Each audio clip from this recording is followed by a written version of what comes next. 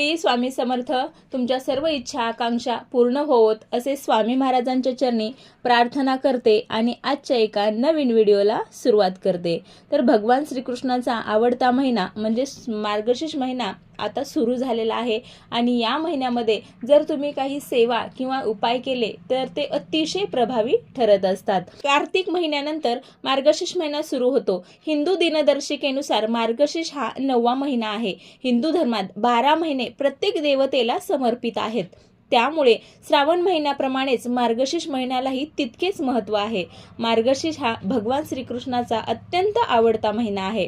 तसेच या महिन्यामध्ये श्री माता लक्ष्मीचं खास व्रतवैकल्य केलं जातं। धार्मिक मान्यतेनुसार या व्रताचं पालन केल्याने भक्तांना लक्ष्मी देवीची कृपा होते, यासोबतच धन, ऐश्वर्य आणि समृद्धी देखील प्राप्त होते। तर या दिवशी म्हणजे गुरुवारी तुम्हाला काही प्रभावी सेवा किंवा उपाय करायचे आहेत, यामुळे तुमच्या घरातील दारिद्र्य नाहीसे होते, तुमच्या घरामध्ये लक्ष्मीचा अखंड वास राहतो, तुमच्या कुटुंबाची किंवा मुलांची प्रगती होते, पतीची प्रगती होते आणि तुमचं 7 पिढ्यांचं दारिद्र्य नाहीसं होतं।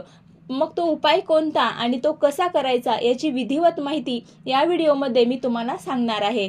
तत्पूर्वी तुम्ही जर माझ्या चॅनलवर नवीन असाल तर माझ्या व्हिडिओला लाईक करा, शेअर करा आणि सबस्क्राईब करा। हिंदू धर्मामध्ये झाडांचे गुण आणि धर्म नीट ओळखल्यानंतरच त्यांचा धर्माशी संबंध जोडण्यात आलेला आहे। त्यापैकी एक नारळाचे झाडही या कारणासाठी धर्माशी जोडले गेलेले आहे। भारतीय धर्म आणि संस्कृतीमध्ये नारळाला अतिशय महत्त्व आहे।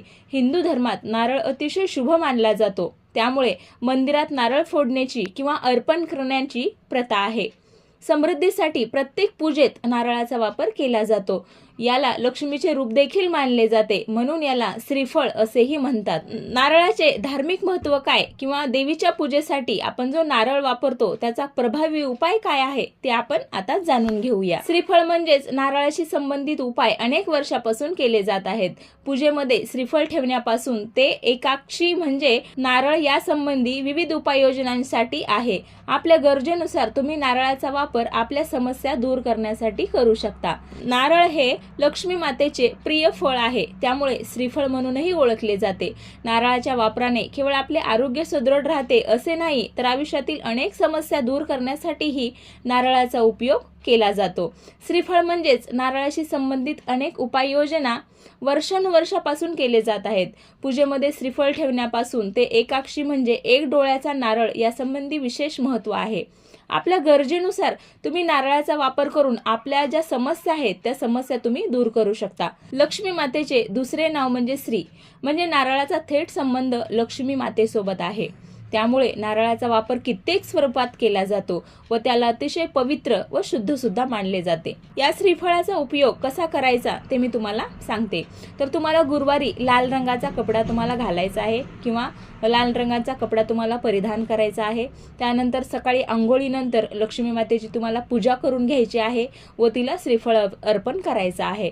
तो श्रीफळ तुम्हाला 1-2 तासांनी किंवा सायंकाळच्या वेळेला तुम्हाला तो श्रीफळ घ्यायचा आहे आणि एखाद्या लाल स्वच्छ कपड्यामध्ये किंवा जो नवीन कपडा आहे त्याच्यामध्ये तो 4ही बाजूनी बांधून व्यवस्थित ठेवायचा आहे। आणि हा श्रीफळ तुम्हाला जिथं तुमची धनसंपत्ती आहे किंवा जिथं तुम्ही सोनं ठेवता, पैसे ठेवता, अशा ठिकाणी की जिथे कोणाचीही नजर जाणार नाही अशा ठिकाणी हा नारळ तुम्हाला ठेवून द्यायचा आहे। या उपायासाठी तुम्हाला एकाक्षी म्हणजे एक डोळा असणारा नारळ जर घेतला तर अतिशय उत्तम।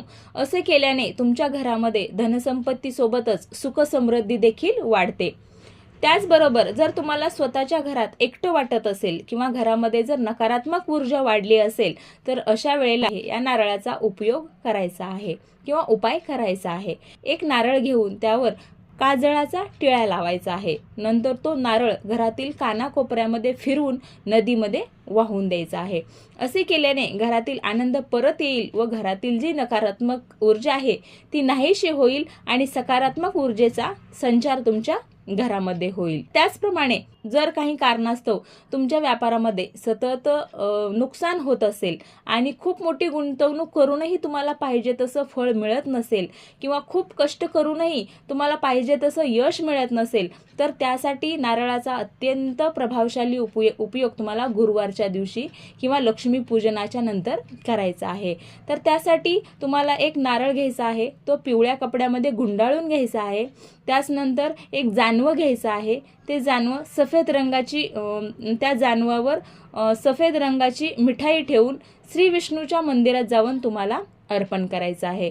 असं केल्याने तुमच्या व्यापारामध्ये अतिशय चांगल्या प्रकारची प्रगती होते आणि तुमचं व्यापार सुरळीत चालू लागतो आणि त्याचा लाभही तुम्हाला 100% मिळतो. जर तुमच्या मुलांना काही नजरबाधा झाली आहे, कुणाची वाईट नजर लागली आहे, तर त्यासाठी सुद्धा तुम्हाला नारळाचा अत्यंत प्रभावशाली उपाय सांगणार आहे.